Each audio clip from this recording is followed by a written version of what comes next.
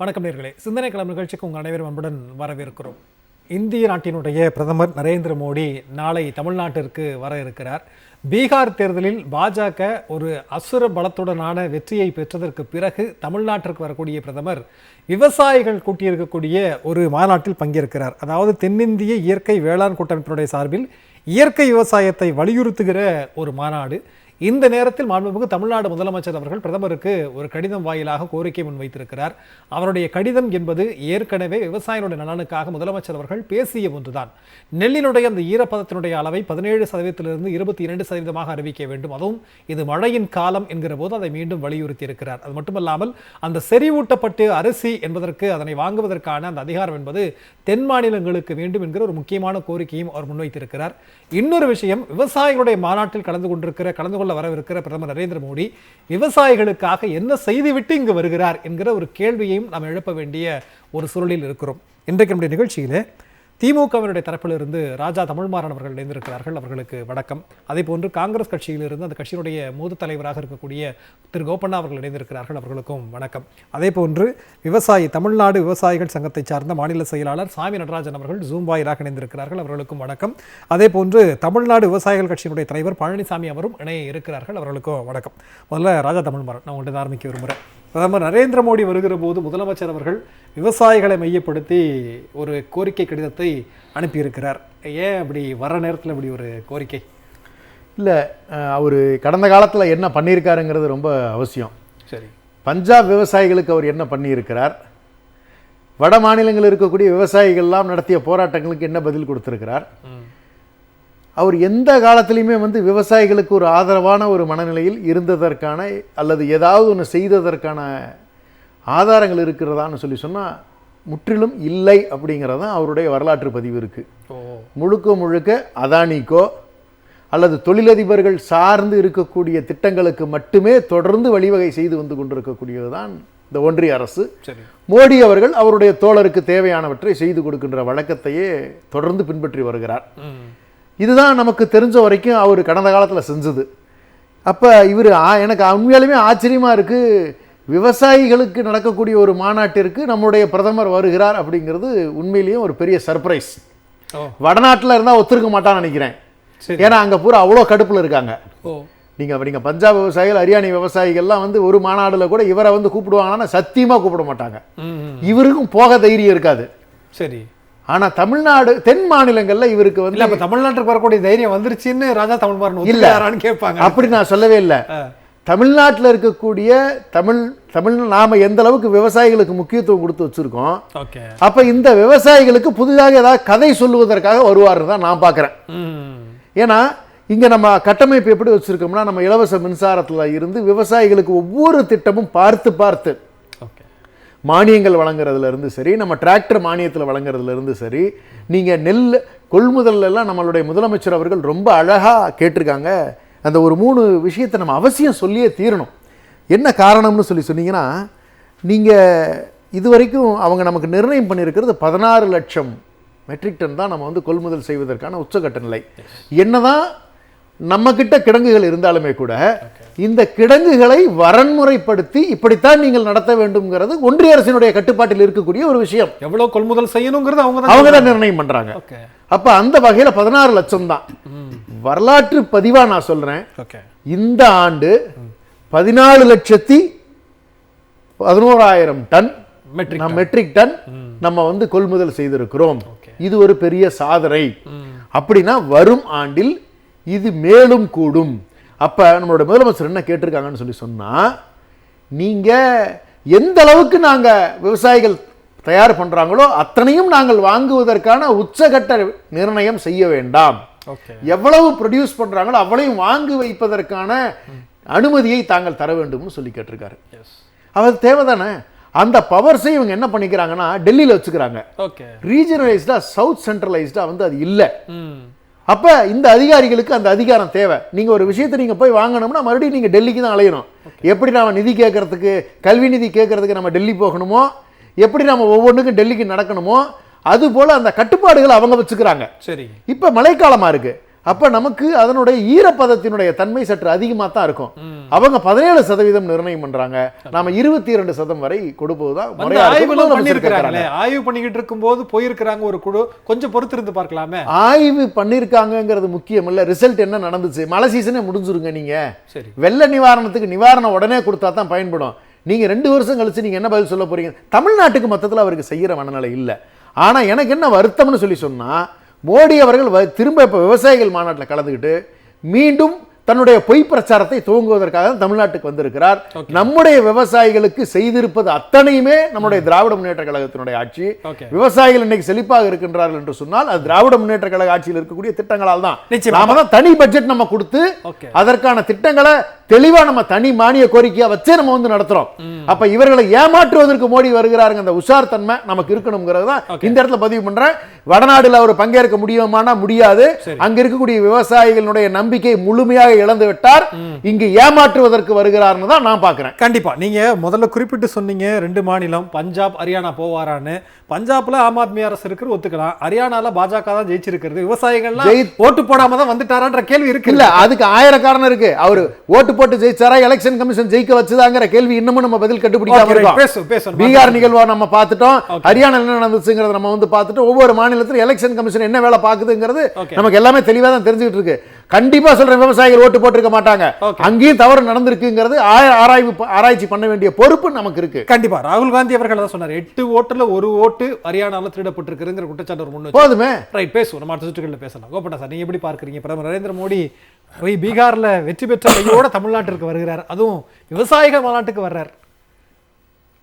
பிரதமர் நரேந்திர மோடியை பொறுத்த வரைக்கும் 2014 ஆட்சிக்கு வர்றப்போ சில கோரிக்கைகள் வாக்குறுதிகள்லாம் கொடுத்தாங்க. அதில் பிரதானமான வாக்குறுதி விவசாயிகளுக்கு அவர் கொடுத்தது. விவசாயிகளுக்கு வந்து வருமானத்தை 2 மடங்காக கூட்டுவேன். எம்எஸ் சுவாமிநாதன் குழு பரிந்துரைப்படி உற்பத்தி செலவோடு 50% கூடுதலாக சேர்த்து விவசாய விளைபொருளுக்கு நியாய விலை வழங்குவேன் அப்படின்லாம் அந்த கோரிக்கை கொடுத்தார். அந்த கோரிக்கையின்படி 2014 வந்தார், 19 நிறைவேற்றலை. அதற்கு மாறாக விவசாயிகளை வந்து மிகவும் சீரழிக்கிற 3 வேளாண் சட்டங்களை நிறைவேற்றினார். இந்த 3 வேளாண் சட்டங்களை எதிர்த்து பஞ்சாப் ஹரியானா அந்த மாநிலங்களில் இருக்கிற விவசாய அமைப்புகள் கூட்டமைப்புகள் 1 வருடம் முழுவதும் போராடினாங்க. அந்த நெடுஞ்சாலையிலேயே அங்கேயே வந்து சமையல் பண்ணி சாப்பிட்டுக்கிட்டு கூடாரம் அமைத்து அந்த எல்லை பகுதியில் டெல்லி எல்லையில் அவங்க அந்த போராட்டத்தை நடத்தினார்கள். ஒரு நாள் கூட பிரதமர் அவர்களை பார்க்க வேண்டும் என்ற ஒரு கொஞ்சம் கூட மனிதாபிமானம் இல்லாமல் அவர் நடந்து கொண்டார். கோரிக்கையெல்லாம் அந்த போராட்டம் நடந்தது. கடைசியாக 3 வேளாண் சட்டங்களும் திரும்ப பெற்றுவிட்டார்கள் விவசாயிகள். ஏன்னா அப்போ வர்ற தேர்தலை மனதில் கொண்டு தானே தவிர உண்மையிலேயே அது அந்த கோரிக்கைகளை அவர் ஏற்றுக்கொள்ளவே இல்லை. ஆக இந்த விவசாயிகளுக்கு இந்த குறைந்தபட்ச ஆதரவு விலை, அதுக்கு ஒரு சட்ட பாதுகாப்பு அதுவும் அவங்க வழங்கலை. இந்த பின்னணியில் விவசாயிகளுடைய கடன் பிரச்சனை இருக்குது, அதெல்லாம் அவர் வந்து ரத்து பண்ணலை. கிட்டத்தட்ட விவசாயிகளுடைய கடன் வந்து இன்றைக்கி பார்த்தீங்கன்னா மிகப்பெரிய அளவில் இன்றைக்கி இருந்தாலும் கார்ப்பரேட்டுகளுக்கு கிட்டத்தட்ட 16,50,000 கோடி ரத்து பண்ணியிருக்கார் கார்ப்பரேட்டுகளுக்கு. ஆனால் விவசாயிகளுக்கு அவர் வந்து கடனை ரத்து பண்ண அவர் தயாராக இல்லை. அவரை பொறுத்த வரைக்கும் தற்கொலைன்னு பார்த்தீங்கன்னா ஒரு நாளைக்கு 31 விவசாயிகள் தற்கொலை பண்ணிக்கிறாங்க. தேசிய குற்ற ஆவண காப்பக புள்ளி விவரத்தின்படி இது வரைக்கும் இந்த 10 வருஷத்தில் 1,12,000 விவசாயிகள் தற்கொலை பண்ணிக்கிட்டு இருக்காங்க. இந்த மகாராஷ்டிரா அங்கெல்லாம் இது ரொம்ப இந்த கடன் தொல்லையினாலேயே தற்கொலை நடக்குது. ஆக கார்ப்பரேட்டுக்கு 16 லட்சம் கொடுத்தாங்க. ஆனால் ஐக்கிய முற்போக்கு கூட்டணி அரசு அன்றைக்கி வந்து 72,000 கோடி 4 கோடி விவசாயிகளுக்கு கடன் நிவாரணம் கொடுத்து தேசியமயமாக்கப்பட்ட வங்கிகளில் கடன் நிவாரணம் பெற்றவர்கள் பட்டியலை அன்றைக்கு நிதியமைச்சராக இந்த ப. சிதம்பரம் நோட்டீஸ் போர்டில் ஒட்டினார். அது எப்படி கடைசியில் போய் மக்கள் பயனடைந்தார்கள் என்பதை நிரூபித்தோம். ஆக அந்த மாதிரிலாம் நடந்துக்கிட்டு இல்லை. இது 2 விஷயமா சார். ஒரு பக்கம் நீங்கள் கடனை தள்ளுபடி பண்ணீங்க, ரத்து பண்ணீங்க, அதில் மாற்று கருத்து இல்லை. இவர் 2000 விவசாயிகளுக்கு கொடுக்குறாரு, அதை ஏன் நீங்கள் மறைத்து விட்டு பேசுங்க? இன்னைக்கு வந்து இயற்கை வேளாண் மாநாடுன்னு வட மாநிலங்களில் இவர் நண்பர் சொன்ன மாதிரி அங்கெல்லாம் வந்து விவசாயிகளுக்கு மாநாடுலாம் நடத்த முடியாது. அங்கெல்லாம் ரொம்ப கடும் எதிர்ப்பில் இருக்காங்க. விவசாய அமைப்புகள்லாம் பஞ்சாபில் கடுமையாக இருக்காங்க. அதனால் இங்கே வந்து கோயம்புத்தூரில் நடத்துகிறார். அங்கேயும் விவசாயிகள் கூட்டமைப்பு, அதாவது ஐயாக்கண்ணு, நல்லசாமி, அப்புறம் காவிரி தனபாலன், இப்படி இவங்கெல்லாம் இணைந்து அவருக்கு கருப்பு கொடி காட்டுவதை முடிவு செய்திருக்காங்க. என்ன காரணம்னா, அதாவது இயற்கை விவசாயத்தை பற்றி பேசுகிறாரு, ஆனால் 500 கோடி ரூபாய் ஜெனோம் எடிட்டிங்னு இந்த மரபணு விதைகளில் மாற்றம் செய்வதற்காக 500 கோடி ரூபாய் அவர் ஒதுக்கியிருக்கார். அது வந்து இயற்கை விவசாயத்துக்கு எதிரானதுன்னு சொல்லி அவங்க அதெல்லாம் பத்திரிகையாளர் சந்திப்பில் சொல்லியிருக்கிறாங்க. விவசாயிகள் கடன் பிரச்சனை, மேகதாதுல இப்போ கர்நாடக அரசு அணை கட்டுதுன்னா திரும்ப திரும்ப கர்நாடக அரசு, அது ஒரு காங்கிரஸ் அரசாக இருந்தாலும் அந்த அணை கட்டுறது இந்த உடன்படிக்கையின்படி அணை கட்ட முடியாது. எந்த விதமான ஒரு நடவடிக்கையாக இருந்தாலும் தமிழ்நாடு அரசினுடைய ஒப்புதலை பெறாமல் எந்த விதமான கட்டுமான பணிகளையும் காவிரியில் செய்ய முடியாது. ஒப்பந்தம் தெளிவாக இருக்கிறது. அதே மீறி அப்பப்போ மேகதாதுக்கு நிதி ஒதுக்கிறது, அப்புறம் ப்ராஜெக்ட் ரிப்போர்ட் தயார் பண்ணுறது, டீட்டெயில்டு ப்ராஜெக்ட் ரிப்போர்ட், இதுக்கு மத்திய ஒன்றிய அரசு அனுமதிக்கிறதுன்னு இதுக்கு ஒரு முடிவு கட்டணும்.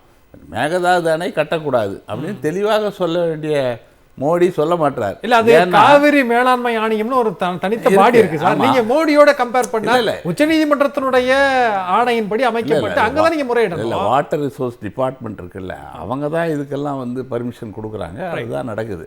அதனால அந்த விஷயத்தையும் அவங்க சொல்லியிருக்காங்க.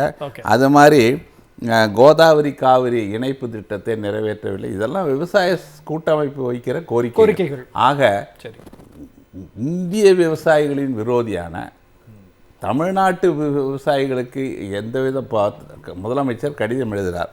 அந்த கடிதத்தில் நீங்கள் பார்த்தீங்கன்னா அக்டோபர் 19ஆம் தேதி கடிதம் எழுதுகிறார். அதாவது மழை காலம், அங்கே தஞ்சாவூர் டெல்டாவில் என்ன பிரச்சனைன்னா, இந்த மழை சீசனில் வந்து அக்டோபர் நவம்பரில் வந்து இந்த அறுவடை வந்து சிக்கிக்கொள்ளும்.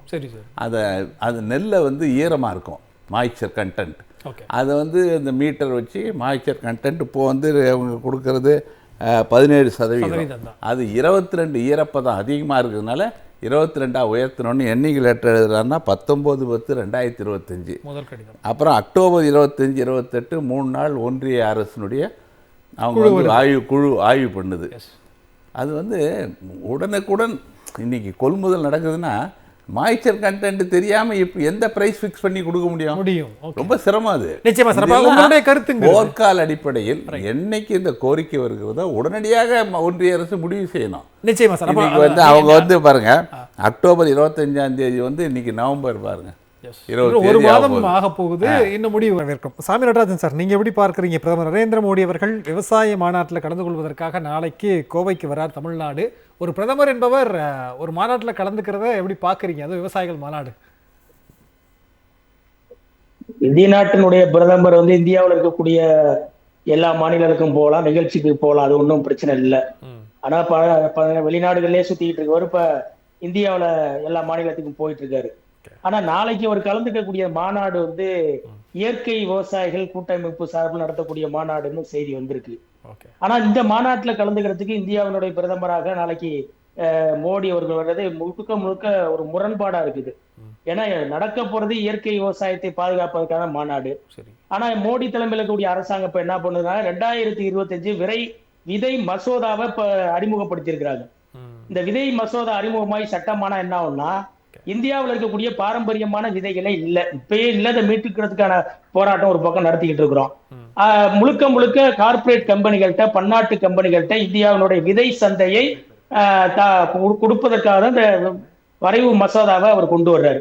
அது ஒரு பக்கம் அறிமுகப்படுத்திட்டு, இன்னொரு பக்கம் கோயம்புத்தூர்ல தமிழ்நாட்டில் வந்து இயற்கை விவசாயத்தை பாதுகாக்க போறேன், அந்த மாநாட்டை துவங்கி வைக்கிறேன்னு சொல்றது முழுக்க இது வந்து ஒரு முரணான செயலா இருக்குது.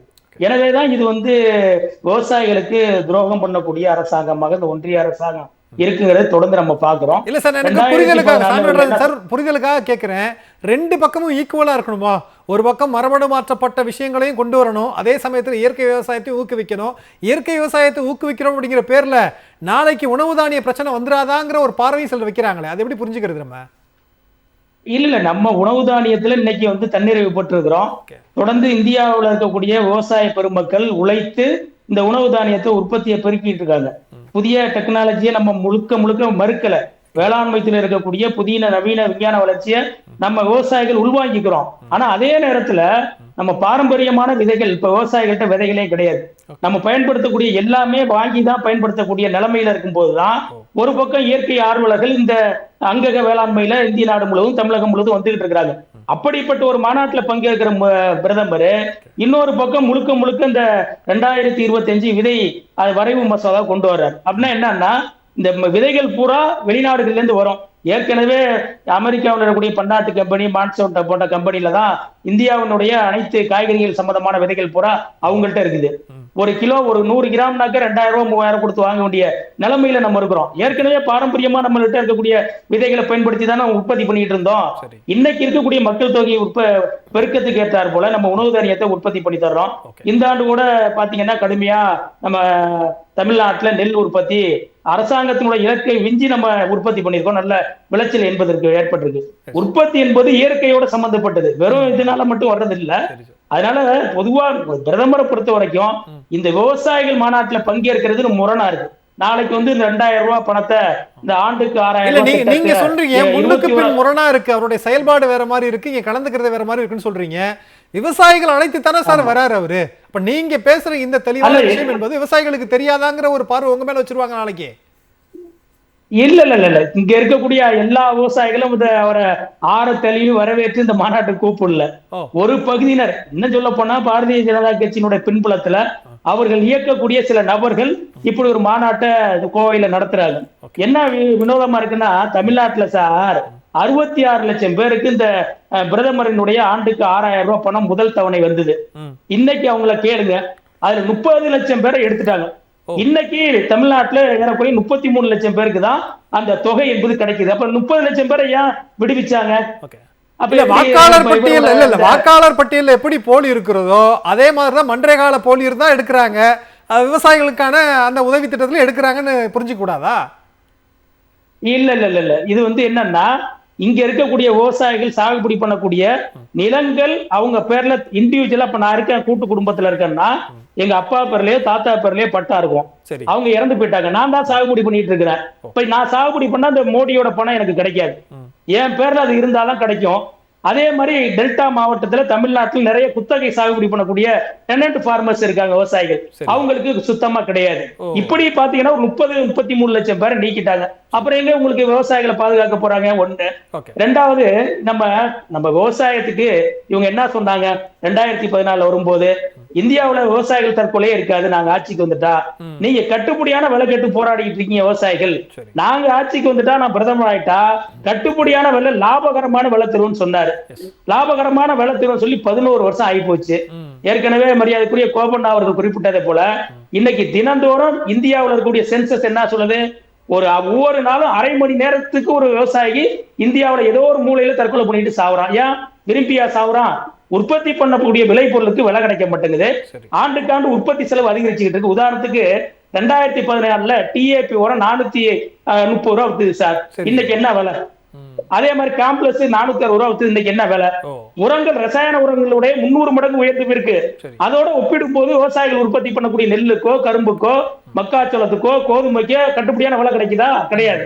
இப்ப கட்டுப்படியான நாங்க விலை கேட்கும் போது அவர் லாபகரமான விலை தருவோம்னு சொன்னாரு. லாபகரமான விலையும் கிடைக்கல, கட்டுப்படியான விலையும் கிடைக்கல, விவசாயிகள் தற்கொலையை தடுக்கவும் முடியல. எந்த லட்சணத்திலையும் இவர் இந்த மாநாட்டை விவசாயிகள் மாநாட்டை நடத்துவாரு. நிச்சயமா பேசுவோம். அதாவது எம்எஸ்பி அப்படிங்கிற அந்த விலையை நீங்க விவசாயிகள் போராடிய போது அதை வாக்குறுதி கொடுத்துத்தான் அந்த போராட்டம் என்பது திரும்ப பெறப்பட்டது. அது இன்னும் நிறைவேற்றப்படலையாங்கிற விஷயங்கள் பத்தி நம்ம பேசுவோம். அடுத்து இருக்கிறாங்க பழனிசாமி சாரும் இருக்கிறார். நான் உங்கள்கிட்ட பேசிட்டு நான் அடுத்த சுற்றுகள் பேசலாம். பழனிசாமி சார் இணைந்திருக்கிறார், தமிழ்நாடு விவசாய கட்சியிலிருந்து தலைவர், அவர்கிட்டையும் பேசலாம். பழனிசாமி சார், நீங்க எப்படி பாக்குறீங்க? பிரதமர் நரேந்திர மோடி நாளைக்கு உங்களுடைய பகுதிக்கு தான் விவசாயிகளுடைய மாநாட்டில் கலந்து கொள்ள வர்றார், உங்களுடைய கருத்து பழனிசாமி சார்? முதல்ல கலைஞர் டிவிக்கும் உங்களுக்கும் நெறியாளருக்கும் முதல்ல வணக்கத்தை தெரிவித்துக் கொள்கிறேன். வணக்கம் சார். மிக பொருத்தமான தலைப்பிட்டு எங்களை எல்லாம் அழைத்து கருத்து கேட்பது மிக பொருத்தமான செய்தியா நான் பார்க்கின்றேன். முதலில் தமிழகத்துக்கு மோடி என்ன செய்து விட்டார் என்ற கேள்வியோடு இந்த பணி தொடரும். குறிப்பாக தமிழ்நாட்டு திராவிட முன்னேற்ற கழக அரசு நீண்ட காலமாக தமிழக விவசாயிகள் பெற்ற கோரிக்கையை மிக உறுதியுடன் நிறைவேற்றிய ஒரு திட்டம் விவசாயிக்கென்று தனி பட்ஜெட். இந்தியாவில் வேறு எங்கும் போடாத ஒரு திட்டத்தை, ஒரு சட்டத்தை தமிழகத்தில் சட்டமன்றம் மாண்புமிகு தமிழக முதலமைச்சர் தலைமையில் இயங்கக்கூடிய இந்த அரசு விவசாயிகளுக்கு நல்ல பணியை செய்திருக்கிறது என்பதை முதலில் வாழ்த்தையும் வணக்கத்தையும் விவசாயிகள் சார்பாக தெரிவித்துக் கொள்கிறேன். இப்பொழுது விவசாயி என்ன செய்கிறார் என்ற கேள்வி மிக பொருத்தமாக அமைந்திருக்கிறது. ஆனால் இதே கேள்வியெல்லாம் தமிழக முதலமைச்சர் மாண்புமிகு பிரதமருக்கு கடிதம் எழுதினார். அந்த கடிதத்துக்கும் பதிலில்லை, விவசாயிகள் கண்ணீரை துடைப்பதற்கும் அவருக்கு நேரமும் இல்லை, அத்தகைய பணியும் அவர் செய்யவில்லை. குறிப்பாக இப்பொழுது எங்கள் ஊருக்கு கோவை மண்ணுக்கு வருகை கூறுவதற்கு இயற்கை விவசாயத்தை பாதுகாப்பதாக சொல்லுகிறார். அந்த மாநாட்டில் பங்கெடுப்பதில் கோவை மண்ணில் பிறந்த, கோவை மண்ணில் விவசாயிகளுக்காக உயிர் நீத்த விவசாயிகள் எவ்வளவு சங்கங்கள் நடத்துவோம், அவர்களுக்கெல்லாம் அழைப்பு இல்லை என்பதுதான் வருத்தம் தருகிறது. வரலாம், தமிழ்நாட்டில் அவரை வரவேற்கலாம். தமிழ்நாடு வந்தோரை வரவேற்கிறதை தவிர வேறு வகையான திசையில் இருக்கு. ஆனால் முதல்வர் சொன்னதை கருத்து கேட்ப நான் சில கேள்வி அவர் கேட்க விரும்புகிறேன். தேசிய நதிகளை இணைக்கிற திட்டத்தில் பிரதமர் என்ன செய்தார் என்று கேள்வி. முதலில் பிரதமர் ஒரு கோரிக்கை முன்வைத்து தேர்தலில் சொன்னார்கள், 10 லட்சம் ரூபாயில் 10,000 கோடி செலவில் என்ன செய்தார்கள், கங்கையை சுத்தம் பண்ணுவேன் என்று ஒரு அறிவிப்பை வெளியிட்டார். நாடும் நலம் பெற நீரும் இருக்க வேண்டும், நிலமும் இருக்க வேண்டும். இப்பொழுது நிலம் பல இடங்கள் பறிபோகிவிட்டது, விவசாயிகளது பறிபோகிவிட்டது. இப்பொழுது நீங்கள் யாரை பாதுகாக்க வருகிறீர்கள்? விவசாயிகளா? விவசாயத்தை நம்பி இருக்கக்கூடிய அந்த ஏழை மக்களையா? நாங்கள் எப்படி பார்க்கிறோம் என்றால், எவ்வளவு கட்டுவழியாக என்று போராடினே உயிர் நட்டான அந்த விவசாயி அந்த 3 விவசாய சட்டங்களை திரும்ப பெறுவதற்காக நாடு முழுவதும் கடந்த போராட்டத்தில் உயிரிழந்தவர்கள், அதற்காக பலியானவர்களுக்கு இன்றைக்கு வரைக்கும் நீங்கள் கட்டுப்படியான விலையை கட்டாயம் உருவாக்குவேன் என்று நாடாளுமன்றத்தில் சொல்லிய பிறகு 3 சட்டத்தையும் திரும்பிய பிறகு இன்று வரைக்கும் நிறைவேற்றீர்களா என்ற கேள்வியை கேட்க விரும்புகிறோம். தமிழகத்துக்கு வரக்கூடிய நீங்கள் இப்பொழுது நெல்லுக்கு ஏற்படக்கூடிய பாதிப்பை முதல்வர் எழுதினார், இன்றைக்கு வரைக்கும் பதிலும் இல்லை. அதுக்குண்டான எந்த வகையான முகாந்தரத்தையும் பிரதமர் அறிவிக்க. சார், ஒரு குழு வந்து ஆய்வு பண்ணிட்டு போனாங்க சார். தமிழ்நாட்டுல 3 நாள் தங்கியிருந்து குழு ஆய்வு பண்ணிட்டு போயிருக்கிறாங்க. முடிவை சொல்லுவாங்க இல்லையா? எதிர்பார்க்கலாம் இல்லையா? ஆய்வுகள் தொடர்கிறது. அந்த கள ஆய்வுகள் வருமே தான். ஆனால் விவசாயிக்கு எப்ப போய் சேர்வது? அழகாய்வில் சரியாகத்தான் நடக்கும். வருவார்கள், போவார்கள், எடுப்பார்கள், அறிக்கை தருவார்கள். விவசாயினுடைய வேதனையை தீர்ப்பதற்கு எப்பொழுது அந்த தீர்மானம் வரும் என்பதுதான் இன்றைய கேள்வி. வந்திருக்கிறதா? வருவதற்கு முன்னாடி அவர் இன்னொன்று சொல்லி இருக்கலாம். வனவிலங்குகளால் இந்தியா முழுவதும் எவ்வளவு விவசாய, பன்றிகளால், யானையால், மான்களால், மயில்களால் எவ்வளவு உயிர் சேதம் ஏற்படுகிறது. ஒரு தேசிய கொள்கை உண்டா? இந்த வனச்சட்டத்தை முறையாக அமல்படுத்தினார், வனத்தை பாதுகாத்தார். வனம் பாதுகாப்படுமையானால் யானையும் வராது, பன்றியும் வராது. ஆனால் வனத்துக்கு கார்பரேட் நிறுவனங்களுக்கு வாடகைக்கு விட்டுவீர்கள், தாராளமயமாக்கி விட்டீர்கள். அதனுடைய விளைவுதான் வனத்தால் எவ்வளவு விவசாயிகள் இறந்து வருகிறார்கள், பயிர் சேதம் ஏற்படுகிறது. இது குறித்து நல்ல செய்தியை அறிவிப்பார் என்று நம்புகிறோம். மேலும் இன்னொரு செய்தியை சேர்த்தே சொல்லுகிறேன். இங்கு வரக்கூடிய பிரதமர் தேசிய நிலை இணைத்து விடுவேன் என்ற ஒரு செய்தி சொல்ல வேண்டும். விவசாயிகள் வாங்கிய கடனை தற்கொலை வேண்டாம், நான் அனைத்தும் ரத்து செய்து விடுவேன் என்று அவர் சொல்ல வேண்டும். அதே போல விவசாயிகளுடைய உற்பத்தி செய்ய பொருள் கட்டுப்படியான விலையை நிச்சயமாக இந்த அரசு செய்யும் என்று அறிவிப்பார் என்று நாங்கள் கோவையிலிருந்து இந்திய விவசாயிகள் சார்பாக தமிழக விவசாயிகள் சார்பாக கேட்கிறோம். இதை செய்வார் என்று நாங்கள் எதிர்பார்க்கிறோம். நிச்சயமா பழனிசாமி சார், இல்ல முதலமைச்சர் அவர்கள் வந்து பிரதமர் வர இந்த நேரத்துல திமுக அரசு என்னவெல்லாம் செய்திருக்கு, நம்ம எவ்வளவு வந்து கொள்முதல் செய்திருக்கிறோம் அப்படிங்கிற அது உண்மையான விஷயங்கள் தான். இருந்தாலும் அதை சொல்லிவிட்டு இன்னொரு பக்கம் இதெல்லாம் நீங்க செய்யணும் அப்படிங்கிற அவரை நெருக்கடிக்கு உள்ளாக்குற மாதிரி இருக்கேன். அந்த நீங்கள் சொன்ன ஒரு வார்த்தைக்கு ஒரு வலு சேர்க்கிற மாதிரி இன்னொன்று சொல்லிடுறேன். இந்த ஆண்டு நம்ம 1932 கொள்முதல் நிலையங்களை ஏற்படுத்தியிருக்கோம். கடந்த ஆண்டை விட இந்த ஆண்டு கிட்டத்தட்ட 850 கொள்முதல் நிலையங்கள் அதிகப்படுத்தப்பட்டிருக்கு. ஓகே, அதில் தான் நமக்கு இந்த குவான்டிட்டி இன்க்ரீஸ் ஆனதுமே கூட. இந்த ஒரே வருஷத்தில் கிட்டத்தட்ட 850 கொள்முதல் நிலையங்களை அதிகப்படுத்தியிருக்காங்க நம்மளோட முதலமைச்சர் அவர்கள், விவசாயிகள் மீது அக்கறை கொண்டிருக்கின்ற காரணத்தினால். ஓகே, அது மட்டும் இல்லாமல் நீங்கள் நம்ம மொத்த தொகை நம்ம கொடுத்துருக்கிறது கிட்டத்தட்ட 3550 கோடி 3559 கோடி ரூபாய் வழங்கியிருக்கிறோம். 1,86,674 விவசாயிகளிடமிருந்து நாம் கொள்முதல் செய்திருக்கிறோம். இப்படி நாம் ஒவ்வொன்று சரி இதில் என்ன இன்னும் கொஞ்சம் சேர்த்து இருந்திருக்கலாம்னு சொன்னால், இந்த 25 கிலோ சிப்பம்ங்கிறத 50 கிலோ சிப்பமாக இருந்ததுன்னா இன்னும் நமக்கு அடுக்குவதற்கு இடம் நமக்கு சௌரியமாக இருக்கும், இன்னும் சேர்த்துருக்கோம். இதில் எங்கே ரொம்ப ரொம்ப முக்கியம்னா, ஒரு பிரச்சனைக்கு ஒரு குழு வருதுன்னா ஒவ்வொரு நாளுமே விவசாயினுடைய வாழ்க்கையில் முக்கியமான நாள். சரி, அது இந்த பருவத்தில், இந்த மழைக்காலத்தில். இப்போ இதற்கு ஒரு நடவடிக்கை எடுக்கணும்னா துரிதமாக நடவடிக்கை எடுத்தால் தான் அந்த பயிரை பாதுகாக்க முடியும்.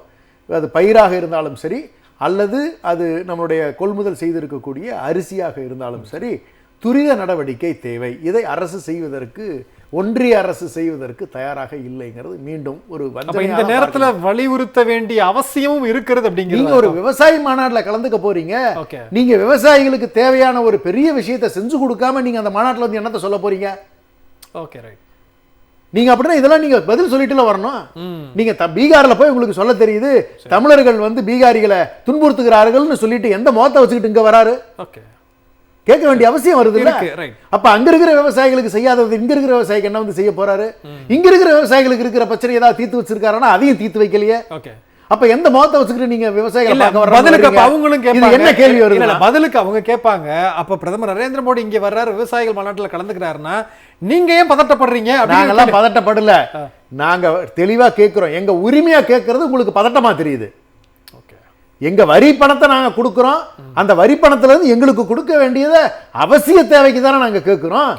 நீங்க 1 ரூபாய்க்கு 7 ரூபாய் நீங்க யூபியில கொடுக்குற மாதிரியும் 1 ரூபாய்க்கு 20 ரூபாய் நீங்க பீகாருக்கு கொடுக்குற மாதிரியும் நாங்க கேட்கலையே.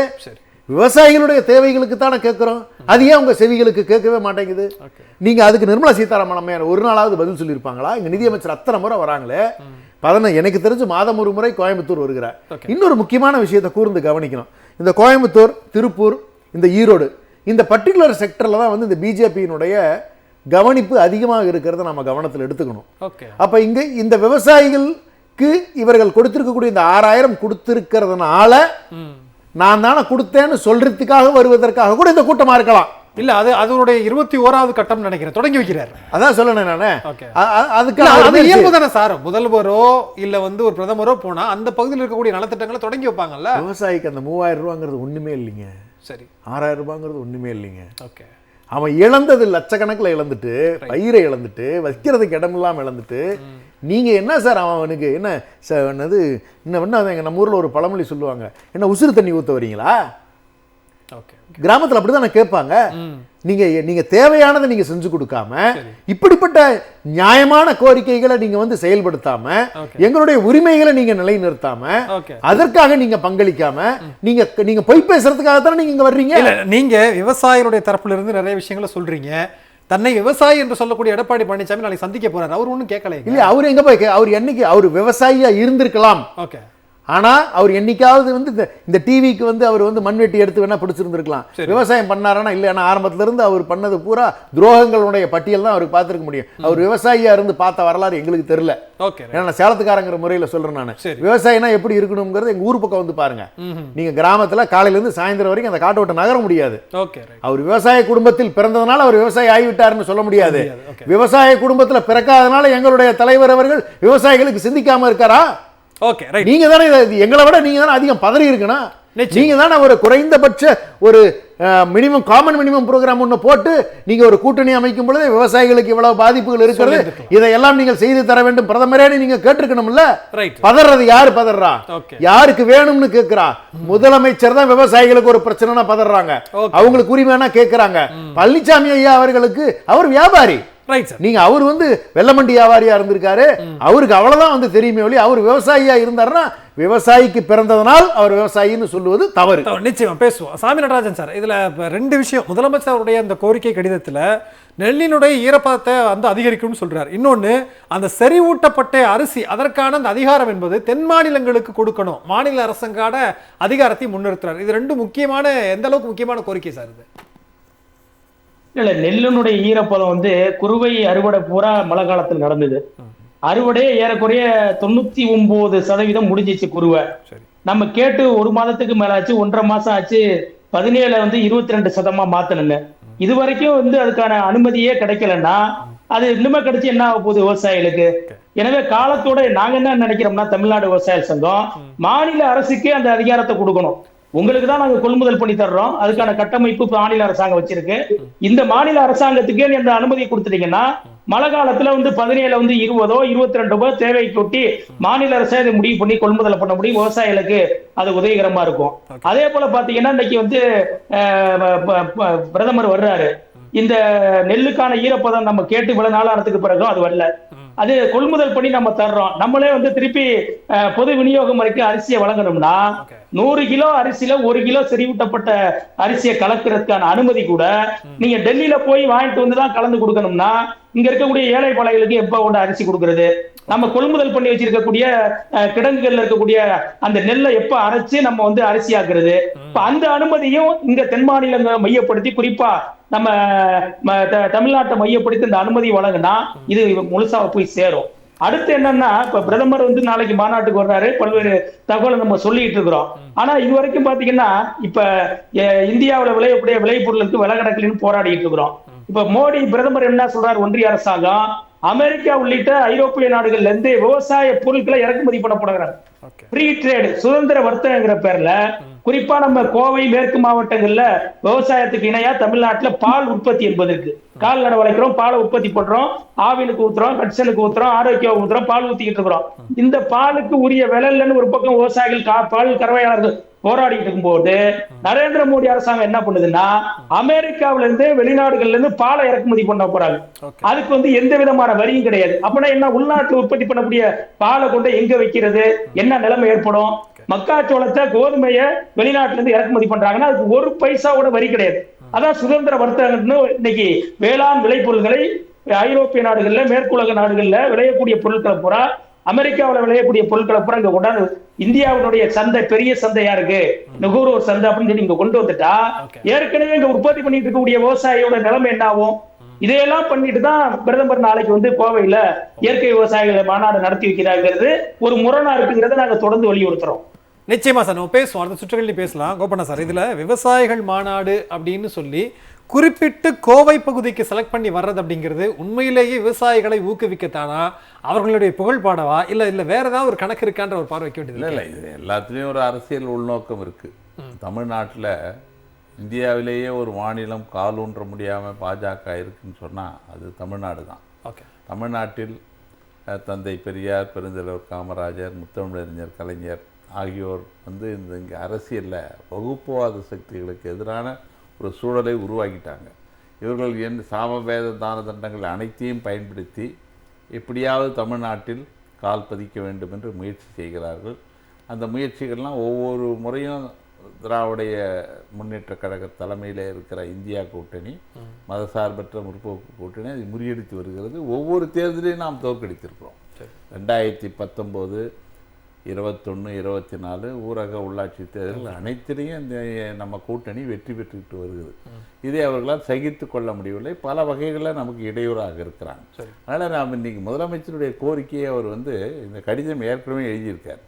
இன்றைக்கி வந்து நாளைக்கு வந்து உண்மையிலேயே அவர் இந்த தமிழ்நாட்டு மக்கள் மீது, விவசாயிகள் மீது அவர் அக்கறை இருக்குமே, ஆனால் இந்த கோரிக்கை உடனடியாக நிறைவேற்றுவதற்கான அறிவிப்பை அவர் வெளியிட வேண்டும். வெளியிடுவாரான்னு தெரியல, பொறுத்திருந்து பார்ப்போம். ஆனால் இன்னைக்கு இந்தியாவில் விவசாயிகளுடைய பிரச்சனை வந்து தமிழ்நாடு மட்டும் இல்லை, அது இந்தியா முழுமையுமே ஒரு விவசாய பிரச்சனை இருக்குது. ஏன்னா விவசாயிகள் விளைபொருளுக்கு ஒரு நியாய விலை கிடையாது. குறைந்தபட்ச எம்எஸ்பி, மினிமம் சப்போர்ட் ப்ரைஸ் உறுதி செய்யப்படலை. அது வந்து கடுமையாக பாதிக்கப்படுகிறது. அது வந்து உற்பத்தி செலவுக்கும் அதுக்கும் சம்பந்தமே இல்லை. அப்புறம் இயற்கை பேரிடர்னால கடுமையாக பாதிக்கப்படுறாங்க. இதனால் கடன் வந்து விவசாயிகளுக்கு அதிகமாக இருக்குது. மார்ச் 2014 ஐக்கிய முற்போக்கு கூட்டணி அரசு விலகுகிற போது மொத்த கடன் வந்து 9.64 லட்சம் கோடி அப்போ இருந்தது. இன்றைக்கி மார்ச் 2025 28,50,000 கோடியாக உயர்ந்திருக்கு. ஆக இந்த கடன் தொல்லை இருக்கிறப்போ இதெல்லாம் வந்து இன்ஸ்டிடியூஷனல் டெப்ட், அது அதாவது தேசியமயமாக்கப்பட்ட வங்கி, கோஆபரேட்டிவ் பேங்க் இதில் வாங்கின கடன், இது வந்து டேட்டா. இந்த கடனை விவசாயிகள் எப்படி எதிர்கொள்கிறது? அவர்கள் அந்த பெரிய பிரச்சனை கிராமப்புறங்களில் ஒன்று தேசியமயமாக்கப்பட்ட வங்கிகளில் கடன் வாங்கி கட்டலைன்னு வச்சுக்க, அடுத்த சாகுபடிக்கு கடன் கொடுக்க மாட்டாங்க. உடனே அவங்க வந்து தனிப்பட்ட கடன் நீங்க சொல்றது வந்து நியாயமான கோரிக்கை தான் சார். ஆனா விவசாயம் அப்படின்னு எடுத்துக்கிட்டாலே கடன் வாங்கின கடனை கட்ட முடியல, அதை ரத்து பண்ணணும் அப்படிங்கிற இந்த விஷயங்கள் தொடர்ந்துகிட்டு தானே இருக்குது. நீங்க குறிப்பிட்டு பாஜக மேல மட்டும் அந்த குற்றச்சாட்டு எப்படி வைக்க முடியும்? யூபிஏல 72,000 கோடி தள்ளுபடி செய்தோம். தேசியமயமாக்கப்பட்ட வங்கிகள்ல அன்னைக்கு ஐக்கிய முற்போக்கு கூட்டணி அரசு செய்தது. அது மாதிரி ஒரு கடன் நிவாரண சட்டம் கொண்டு வரணுங்க. விவசாயிகளால ஒரு 5 வருஷம் 4 வருஷம் கடன் கட்ட முடியலன்னா அந்த கடனை ரத்து செய்கிறதுல நியாயம். ஏன்னா விவசாயிகள் வந்து எல்லா தொழிலும் வந்து வேற, விவசாயிகள் வந்து இயற்கையோடு போராடுகிறார்கள். இயற்கை சீற்றத்தினால் தஞ்சாவூர் டெல்டாவில் திடீர்னு காவிரியில் தண்ணீர் வராது, அல்லது இயற்கை மழை பெய்யும், இப்படி கடுமையான பாதிப்பு இருக்குது. அதனால் காப்பீட்டு நிறுவனங்கள்கிட்ட பாதுகாப்பு கிடையாது, உரிய தொகை வருவதில்லை, இப்படி பல பிரச்சனைகள் இருக்க போது அவர்கள் கோரிக்கையை அவர்கள் கவனிக்கணும். ஆனால் இந்த உதய் மின் திட்டம் எடப்பாடி பழனிசாமி இருக்கிற போது அதில் தமிழ்நாட்டை சேர்த்துட்டாங்க. அதனால் பின்னாடி மின்கட்டணம் உயர்த்த வேண்டிய நிலை ஏற்படலைன்னா அவங்க வந்து நிதி ஒதுக்க மாட்டான். இப்படி பலவிதமான நெருக்கடியில் நீங்கள் நம்ம அதே போல் 100 நாள் வேலை திட்டம், வேலை திட்டத்துக்கு வந்து இப்போ கிராமங்களில் என் கிராமத்தில் விசாரித்தேன், 40 நாள் கூட வேலை கிடைக்கிறது இல்லை 100 நாளில். ஏன்னா பணம் அவங்க வந்து 60,000 கோடி தான் ஒதுக்குனாங்க. கிட்டத்தட்ட 1,20,000 கோடி ஒதுக்கினா தான் 100 நாள் வேலை திட்டம் நடைமுறைக்கு வரும். அது வர்றதில்ல. என்ன பண்ணுறாங்க, எல்லா ஒரு 50 பேர் 100 பேர் வேலைக்கு வராங்கன்னு வச்சுக்கோங்க, மொத்த பணத்தையும் பகிர்ந்து வந்து ஒரு ஆளுக்கு வந்து ஒரு கொடுக்க வேண்டிய சேலரி இருக்குல்ல, அதை வந்து குறைத்து கொடுக்கறது. 240 ரூபான்றதை 150 200 எல்லாருக்கும் பிரிச்சு கொடுக்கும். நிச்சயமா. அப்ப எல்லா வகையிலும் விவசாயிகளுக்கு எதிராக நடக்குது. அதுவும் நேற்றைக்கு முன்னாடி கிராமப்புற பொருளாதாரத்தை ஐக்கிய முற்போக்கு கூட்டணி ஆட்சியில இந்த 100 நாள் வேலை திட்டம் என்பது மிகப்பெரிய தொழிலாளர்களுக்கும் பெண்களுக்கும் மிகப்பெரிய ஒரு பொருளாதார பாதுகாப்பு இருந்தது. அந்த திட்டத்தை அந்த ஆட்சி மன்மோகன் சிங் ஆட்சி கொண்டு வந்த காரணத்தினாலேயே அதற்கு நிதியை ஒதுக்குறது குறைக்கிறது, இப்படி பல விஷயங்கள்ல கண்டிப்பா 2 நாளைக்கு முன்னாடி அதற்கான அந்த பயனாளர்களையும் கிட்டத்தட்ட 27 லட்சம் நான் நினைக்கிறேன் மறுபடியும் வங்கி கணக்கு ஒரு ஆய்வு போட்டு நிறைய பேர் டெலிட் பண்ணிருக்காங்க. இதெல்லாம் வந்து இருக்கிற பிரச்சனைகள் வந்து இந்த யார் கோரிக்கை வேணாலும் நீங்க அலட்சியப்படுத்தலாம். விவசாயிகளுடைய குரல் வந்து ஆட்சியாளர்கள் எப்பயுமே செவிமடுக்கணும். ஆனா இவரை பொறுத்த வரைக்கும் ஒரு வருஷத்திற்கு மேலா அந்த கடும் குளிர் வெயில் அந்த விவசாயிகளை வந்து பார்க்க கூடாத ஒரு கல்நெஞ்சக்காரரை நான் பிரதமராக பெற்றிருப்பதுதான் மிகப்பெரிய வெற்றி. இல்ல கண்டிப்பா இவ்வளவு தூரம் சொல்றீங்க, இவ்வளவு தூரம் சொல்றீங்க. நாளைக்கு ஒருவேளை இந்த இயற்கை மாநாட்டுல வந்து இதெல்லாம் அறிவிச்சு ஸ்கோர் பண்ணிடுறாரோ என்னவோ தெரியல. பழனிசாமி சார் உங்கள்கிட்ட தான் கேட்க விரும்புறேன். நான் ஏற்கனவே கேட்டதுதான், இயற்கை விவசாயிகளை ஊக்குவிக்காத அவருடைய வருகை. 2வது, இது விவசாயிகள மையமா வச்சு மட்டும்தான் பிரதமர் நரேந்திர மோடி வராரா, இல்ல இதுக்கு பின்னாடி ஒரு அரசியல் கணக்கு இருக்கிறதான்ற ஒரு கேள்வி வைக்க வேண்டியது இருக்கா? இதற்கு பின்னாடி ஒரு அரசியல் கணக்கு இருப்பதாகத்தான் நாங்கள் கருதுகிறோம். ஒரு காலத்துல தென்னிந்தியாவின் மான்செஸ்டர் கோயம்புத்தூர், அப்படி என்றால் பருத்தி கூடுதலாக விளைந்த இந்த பூமியில் இப்பொழுது பருத்தி இல்லை. அதற்கு காரணம் மரபணு மாற்றப்பட்ட விதைகளால் பருத்தி அழிக்கப்பட்டு விட்டது, திராட்சை அழிக்கப்பட்டு விட்டது. கரும்பு இனவுறுத்தி ஆராய்ச்சி மையம் கோயம்புத்தூரில் தான் துவக்கப்பட்டது. இப்போது மெல்ல மெல்ல கரும்பு உற்பத்தி கோவையிலே அறவே அழிந்து வருகிறது. எள்ளும் கொள்ளும் திணையும் இதெல்லாம் பாரம்பரிய விவசாயிகள் உற்பத்தி செய்ய பருப்பு வகைகள். இப்பொழுது எல்லாவதாவது தெரியுமா, கொள்ளு தெரியுமா, அது எங்கே விளைகிறது? இது பாரம்பரியமுள்ள விவசாயிகள் பயன்படுத்தக்கூடிய இந்த விதைகள். இந்த விதைகளை பாதுகாப்பதற்காகவும் இயற்கை பாதுகாப்பதற்காகவும் தன்னைத்தானே வருகிறது. இயற்கை விவசாயிகளை பாராட்டுவதாகவும் இயற்கை விவசாயிகளோடு கலந்துரையாடுவது என்று சொல்வது என்பது இது ஏமாற்று நாடகமாகத்தான் நான் கருதுகிறேன்.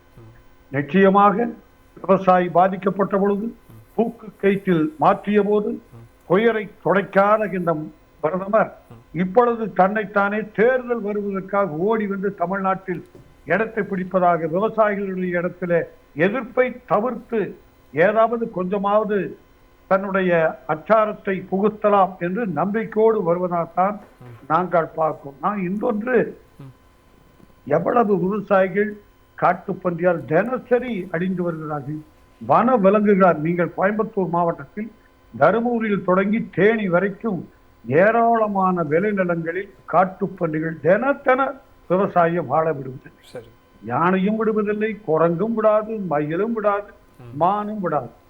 இது இயற்கை மாநாட்டுக்கு வரக்கூடியவர்கள் இந்த வன விலங்குகள் பட்டியலை தேசம் முழுவதும் ஒரே கொள்கை எடுக்க அறிவிப்பாரா என்பதா என்னுடைய கேள்வி. தமிழ்நாட்டுக்கு வருகின்றவர்கள் தேச விவசாயிகளுக்கு வழிகாட்ட தமிழக மண்ணில், கொங்கு மண்ணில், கோவையில் இருந்து நல்ல செய்தி சொல்வாரா என்று எதிர்பார்த்து செல்கிறார்கள். அந்த எதிர்பார்ப்பு ஏமாற்றத்தை தரும் என்பதுதான் நான் இங்கே பதிவு செய்ய விரும்புகிறேன். இல்ல நிச்சயமா இல்ல சார், அவ்வளவு கான்பிடென்டா சொல்றீங்களே பிரதமர் நரேந்திர மோடியினுடைய எதிர்பார்ப்பு ஏமாற்றம் ஆகும்னு. அதுக்கு காரணம் எவ்வளவு காலம் போராடினார்கள் ஆதார வரைக்கும். இன்ன வரைக்கும் MS சுவாமிநாதனுடைய அந்த பட்டியலை, விலைவாசியை, விலை உயர்வை விவசாயிக்கு தர வேண்டும் என்று நம்பிக்கை இருந்தால், உண்மையிலுமே இருந்தால் அவர் சொன்னதை நிறைவேற்றியிருக்க வேண்டும். இந்த வரைக்கும் என்ன சொன்னார்? நதிகள் இணைக்கப்படும் என்று சொன்னார். இன்றைக்கு வரைக்கும் நதிகள் இணைக்கப்பட்டதா? நதிகளுக்கு மாறாக விவசாய நிலங்கள் பறிக்கப்படுகிற செய்திதான் தினசரி வருகிறது. ஆகவே விவசாயம் இந்தியாவினுடைய முதுகெலும்பு விவசாயி என்று சொன்னிடத்தில் முதுகெலும்பே நொறிக்கப்பட்ட பிறகு, முறிந்த பிறகு எந்த விவசாயியும் பாதுகாக்க போகின்றார் எங்களுடைய கேள்வி. ரைட் சார், நிச்சயமா நம்ம நிறைவான பறவைக்கு வந்துடலாம். ராஜா தமிழ்வரன், ரொம்ப சுருக்கமா இவ்வளவு தூரம் நீங்க விவசாயி பேசுறீங்க, திராவிட மாடல் அரசாங்கம் என்ன செய்ததுன்னு ஒரு கேள்வி திரும்ப உங்களை பார்த்து கேட்டா ரொம்ப சுருக்கமா. இல்லை, அதுக்கு முன்னாடி இன்னொரு முக்கியமான விஷயத்தை நான் பதிவு பண்ணியே ஆகணும். இயற்கை பேரிடர் கஜா புயல்லேருந்து எத்தனை புயல்களை சந்திச்சோம். இப்போ திருநெல்வேலியில் கடந்த ஆண்டு வந்த மழை பேரிடரில் எவ்வளோ பயிர் பாதிக்கப்பட்டது. இதுக்கெல்லாம் என்ன நிதி கொடுத்துருக்கீங்க இப்போ ஒன்றிய அரசுலேருந்து? சரி, நீங்கள் பாதிக்கப்பட்ட தஞ்சைக்கு இவர் விவசாய கூட்டத்துக்கு போயிட சொல்லுங்களேன் பார்க்கலாம். விவசாயிகள் போராட்டம் நடத்தி விடுவார்கள். நீங்கள் திருநெல்வேலிக்கு போக சொல்லுங்களேன், அங்கே மட்டும் இல்லை, திருநெல்வேலிக்கு போனாலும் கேள்வி கேட்பாங்கல்ல விவசாயிகள். அப்போ அவருக்கு இருக்கிற ஒரே ஒரு சேஃப் ஜோன், லிமிட்டட் ஏரியா எங்கன்னா இந்த மாதிரியான இயற்கை பேரிடர் பாதிப்பு இல்லாத ஒரு செக்டர் வந்து சேஃபாக இருக்கிறது இந்த கொங்கு ஜோன். சரி, அப்போ அங்கே இருக்கக்கூடிய விவசாயிகள் தான் வந்து அவர் ஏமாத்துறதுக்கான முதல் முயற்சியை எடுத்துக்கிட்டாரு. அங்கேயும் சுருங்கிடுச்சுன்னு தான் நான் சொல்ல வரேன். அப்போ இதுதான் அவருடைய நோக்கமாக இருக்க முடியும். ஏன்னா இந்த இயற்கை பேரிடர்களுக்கு நாம் கேட்ட நிதி பல்லாயிரம் கோடி பாதிப்பு ஏற்பட்டுச்சு. அன்னைக்கெல்லாம் அக்கறை இல்லாத பிரதமர் இன்னைக்கு என்ன வந்து செய்ய போற? அதுக்கு நிர்மலா சீதாராமன் அம்மையார் வந்து திருநெல்வேலியில் வந்து பார்த்துட்டு போனாங்கல்ல, என்ன பாதிப்பு இருந்துச்சுங்கிறத. ஏதாவது திரும்ப கொடுத்தாங்களா அந்த அம்மையார்? இல்லையே. அப்ப இதுதான் அவருடைய நோக்கமா இருந்திருக்குங்கிறத பதிவு பண்ணிட்டு, திராவிட மாடல் அரசு பொறுத்த வரையில் தன்னால் இயன்றதையெல்லாம் இந்த விவசாயிகளுக்கு தொடர்ந்து செய்து வருகிறது. இன்னைக்கும் உதயமின் திட்டத்தில் நம்ம கையெழுத்து போட்டிருந்தாலும், நீங்க வந்து எலக்ட்ரானிக் மீட்டர் பொருத்தணும்னாலுமே கூட எல்லாத்துலேயும் வந்து விவசாயிகளுக்கு பாதுகாப்பு அரணா நின்று ஒன்றிய அரசு சொல்லுவதையெல்லாம் விவசாயிகளையும் கரண்ட் பில்லு கட்ட வைக்கணுங்கிறதா ஒன்றிய அரசினுடைய நோக்கமா இருக்கு. ஆனா அதற்கு தடைக்கெல்லாம் நின்று பெருசா பாதுகாக்கிறது யார்? நம்மளுடைய முதலமைச்சர் அவர்கள். இந்த திராவிட மாடல் ஆட்சி தான். ஏன்னா இந்த கரண்ட்டுங்கிறது ஒரு முக்கியமான ஃபேக்டர். நீங்க அதே மாதிரி சப்சிடைஸ்டு பிரைஸ்ல நீங்க வந்து மிஷினரி கொடுக்கறதும் எல்லா விதத்திலுமே தான் அண்ணா அழகா சொன்னாங்களே, பட்ஜெட்ல தனி பட்ஜெட் எந்த மாநிலம் இல்லாத வகையில் ஒரு பாதுகாப்பு அரணாக தான் விவசாயியாக இல்லாவிட்டாலும் கூட விவசாயிகள் மீது அக்கறை கொண்டிருந்த முத்தமிழறிஞர் கலைஞர் அவர்கள் வகுத்த திட்டங்கள், பேரறிஞர் அண்ணா உருவாக்கி வைத்து விட்டு போன கருவில் இருந்த திட்டங்கள், இது எல்லாம் தான் இன்னைக்கு நம்முடைய முதலமைச்சர் அவர்கள் செம்மைப்படுத்தி கொண்டிருக்கிறார். இல்லைன்னா என்னத்துக்குங்க அடிஷனலா 850 கொள்முதல் நிலையங்கள் உருவாக்கணும்? ஒன்றிய அரசு மேல குற்றம் சாட்டிட்டு அவங்க கொடுக்கலன்னு சொல்லி கம்முன்னு நீங்க நான் போன வருஷம் 4,86,000 வந்துச்சு, இந்த வருஷம் 14 லட்சம் வந்திருக்கு, அத்தனையும் எடுத்து உள்ள வச்சாருல்ல. அப்ப அக்கறை உள்ள அரசு தானே இதை செஞ்சிருக்கு. அப்ப கொஞ்சம் நிதிச்சுமையா வருது. நிதி ஏற்கனவே ஒன்றிய அரசு கொடுக்கறது இல்ல. சரி. ஆனாலும் இந்த விவசாயிகள் மீது அக்கறை கொண்டு ஓகே. அத்தனையும் வாங்கி உள்ள வச்சு அதற்கான பணத்தை கொடுத்திருக்காங்கல்ல. இதை விட வேற என்ன செய்ய முடியும்? ஒரு முதலமைச்சரா இருந்து பார்க்கின்ற பொழுது Right. ஒரு கூடுதல் தகவல் சொல்ற, விவசாயிகளுக்கு மட்டும் இவர்கள் கேடு விளைவிக்கல. பிரதமர் வருகின்ற பொழுது நம்ம கேட்டிருக்கிறோம் மெட்ரோ ரயில் திட்டம், கோயம்புத்தூருக்கு சேர்த்து கேட்டிருந்தோம், மதுரைக்கு கேட்டிருந்தோம். ரெண்டையும் ரிஜெக்ட் பண்ணிட்டு தான் பிரதமர் வராருங்கிற செய்தியும் நான் உங்களுக்கு சொல்றேன். விவசாயிகளுக்கு மட்டுமல்ல, சரி, அர்பன்ல இருக்கக்கூடிய சிட்டிக்கு, மெட்ரோபாலிட்டன் சிட்டிக்குமே கூட அவர் தமிழ்நாட்டுக்கு செய்யறதுக்கு தயாரா இல்ல. ஓகே. கேட்டா அதற்கு ஒரு காரணம் சொல்லியிருக்காங்க. 20 லட்சத்துக்கு மேல பாப்புலேஷன் இல்ல, அதனால இந்த மதுரைங்கிறது மிக தொன்மையான நகரம் ஓகே, வரலாறுல. சரி, 20 லட்சம் பேர் இல்லையா, அதனால அதை ரிஜெக்ட் பண்றாங்க. அப்படி இருந்தா 20 லட்சம் பேர் இல்லாத ஆக்ராக்கும் போபாலுக்கும் நீங்க எப்படி இந்த திட்டத்தை அறிவிச்சீங்க? கண்டிப்பா. ரைட். அப்ப இது மாதிரி ஓகே, தொடர்ந்து தமிழ்நாடு வஞ்சிக்கப்பட்டு தான் வருகிறது. நாளையும் ஏதோ ஒரு நாடகத்தை அரங்கேற்றி ஏமாற்றும் முயற்சிக்கு தான் மோடி அவர்கள் தமிழ்நாட்டுக்கு வருகிறாருங்கிறது தெளிவா நான் சொல்றேன். ரைட். சாமி நடராஜன் சார், 1-2 வார்த்தைகள்ல நிறைவான பார்வை என்ன சொல்ல விரும்புறீங்க? ரொம்ப சுருக்கமா ப்ளீஸ், நேரம் இல்ல. இல்ல, நாளைக்கு இந்த கோவை மாநாட்டுல பங்கேற்கக்கூடிய விவசாயிகள் பிரதமரை பார்த்து கேட்கணும். 1989 தான் தமிழ்நாட்டில் இருக்கக்கூடிய அனைத்து விவசாயிக்கும் திராவிட முன்னேற்ற கழக அரசாங்கத்தால இந்த இலவச மின்சாரம் வழங்கப்பட்டது. இப்ப 2025 மின்சார திருத்த மசோதாவை பிரதமர் முன்மொழிஞ்சிருக்காரு. நாடாளுமன்ற அடுத்த கூட்டத்தொடர்ல அது சட்டமாக்கப்பட்டால் தமிழ்நாட்டில் இருக்கக்கூடிய 22 லட்சம் மின் இணைப்புகள், விவசாய மின் இணைப்புகளுக்கு கட்டணம் செலுத்த வேண்டிய தேவை ஏற்படும். கோவை மண்ணில் தான் நாராயணசாமி நாயுடு தலைமையில் நடந்த மிகப்பெரிய போராட்டத்துல, இலவச மின்சாரத்துக்கான போராட்டத்துல தமிழகத்தில் 57 விவசாயிகள் தங்களுடைய உயிரை தியாகம் பண்ணி கிடைச்ச அந்த சலுகைய நரேந்திர மோடி பறிப்பதற்கான சட்ட மசோதாவை தாக்கல் பண்ணிட்டு தான் கோவை மாநாட்டுக்கு வர்றாரு. தயவு செய்து மாநாட்டில் பங்கேற்கக்கூடிய விவசாயிகள் எங்களுக்கு இலவச மின்சாரத்தை தருவீங்களா, அங்க அறிவிச்சுட்டு போகன்னு கேள்வியை எழுப்பணும்னு நாங்க கேட்டுக்கிறோம். நிச்சயமா. கோபண்ணா சார், ரொம்ப இல்லை, அந்த மக்களவை தேர்தலில் 2019-24 அனைத்து தொகுதிகளையும் நாம் வெற்றி பெறுறோம். அதனால் பாஜக அங்கே வெற்றி பெற முடியல. அதனால் இன்றைக்கி மொத்த மக்கள் தொகையில் தமிழ்நாடு 6% இருக்குது. ஆனால் மொத்த உற்பத்தி மதிப்பில் கிட்டத்தட்ட 9.37% நம்ம கான்ட்ரிபியூட் பண்ணுறோம். ஆனால் அவர்கள் வரி பகிர்வுள்ள நமக்கு கொடுக்கறது வெறும் 4% தான். இப்படி ஒரு மாற்றாந்தாய் மனப்பான்மை என்பது தமிழ்நாட்டின் மீது அவர்கள் செலுத்துகிறாங்க. குறிப்பாக மத்திய வரி தொகுப்பில் 2023-24 நான் அந்த புள்ளி விவரத்தில் தமிழ்நாடு பங்களிப்பு 1,80,000 கோடி. சரி. ஆனால் நமக்கு அவங்க கொடுக்கறது 45,052 ரூபா தான். ஓகே. ஆக இந்த அளவுக்கு நமக்கு வஞ்சிக்கப்படுறோம். வரி பகிர்வில் புறக்கணிப்பு, தமிழகத்தினை வஞ்சிக்கிற போக்கு. இந்த நிர்மலா சீதாராமன் அதற்காகவே ஒரு நிதியமைச்சராக இருக்கிறார். அடிக்கடி தமிழ்நாட்டுக்கு வர வேண்டியது. தமிழ்நாட்டு மக்களை எதையாவது சொல்லிட்டு போகிறாங்களே தவிர இந்த மாதிரி ஒரு புறக்கணிப்பு. ஒரு புள்ளி வரத்தை எல்லாம் பலமுறை சொல்லியாச்சு. ₹1 கொடுத்தா நமக்கு திருப்பி 29 பைசா தான் வருது. அதே யூபிக்கு ₹2.73 கொடுக்குறீங்க. இது மாதிரி எத்தனை முறை சொன்னாலும் இந்த பாஜகவினர் இதுக்கெல்லாம் பதில் சொல்ல மாட்டாங்க. அவர்கள் மறுபடியும் மக்களை மத ரீதியாக அணிதிரட்டுகிற முயற்சியில் ஈடுபடுவார்கள். ஆனால் தமிழ்நாட்டில் அவர்கள் வெற்றி பெற முடியாது. கண்டிப்பா சார். இப்ப எல்லாரும் பேசினதுலேருந்து ஒரே ஒரு புள்ளிக்கு என்ன வர வேண்டியது இருக்குன்னா, பிரதமர் நரேந்திர மோடி அரிசிக்காக வரல, அரசியலுக்காக வர்றாரு. திமுக தலைமையில காங்கிரஸ் உள்ளிட்ட இந்த கூட்டணி கட்டுக்கோப்பாக இருக்கு. சரி, நமக்கு எதிரான வாக்குகள் தான் சிதறப்போவதே தவிர நமது வாக்கு சிதறாது. அது நிச்சயம் கடந்த தேர்தலில் நாம் என்ன வாக்குகளை பெற்றோமோ அதில் 1-2% குறைந்தால் கூட நாம் அதிகப்படியான வாக்குகளை பெற்று நிச்சயம் வெற்றி பெற முடியும். ஏன்னா அறுவடை செய்ய முடியாது. அதிமுக கூட பாஜகவை தவிர எந்த கட்சியும் சேர முன் வரல. சரி, நம்ம கட்சி அப்படி கிடையாது. நம்ம 2004 டிராவல் பண்றோம். கண்டிப்பா சார். கூட்டணி 20 வருஷமா இருக்கு. நிச்சயம். அதாவது நாளைக்கு வர்றாரு, அதுக்காக நாளைக்கு நம்ம பேசுவதற்கான கண்டென்ட்டே அவர் தருவார் அப்படிங்கிற மிகுந்த எதிர்பார்ப்போடு இந்த நிகழ்ச்சியை நிறைவு செய்யற பங்கு கொண்ட விருந்தினர் பேருக்கும் மிக்க நன்றி. நேரில் மீண்டும் ஒரு நிகழ்ச்சியை சந்திக்கலாம். நன்றி, வணக்கம்.